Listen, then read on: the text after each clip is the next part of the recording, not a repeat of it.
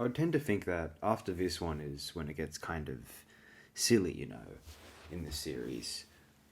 This one's still fairly enjoyable, I think. I note at the end of this film it's, Bond will return and for your eyes only. Well, 77, this is the same year a very famous film called Sorcerer was released, and they decided to capitalize on Sorcerer. James Bond would be driving trucks through the jungle. Well, actually, no, we got Moonraker, which was just annoying for everyone, really.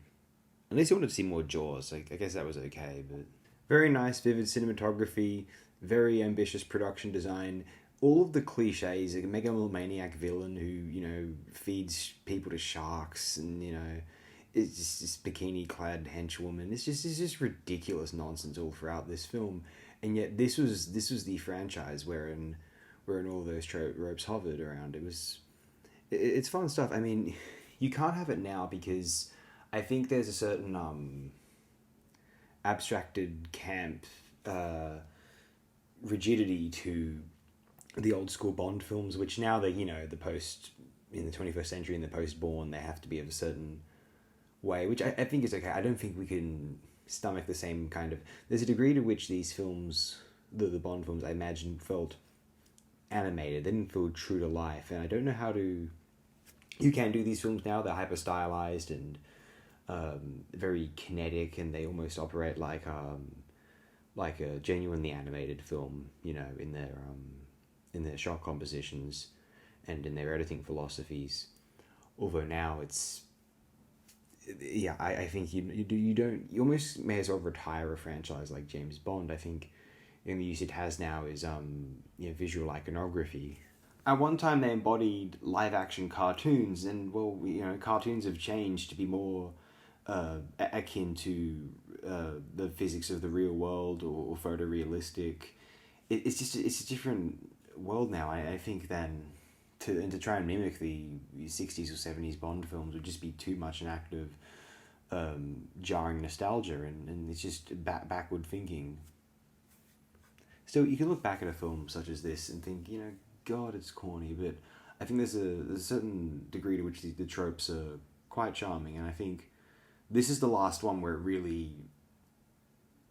really encapsulated in a kind of holistic, successful action-adventure film. The rest of the Roger Moore films are kind of crap, in my opinion. I don't think that's an uncommon or controversial take.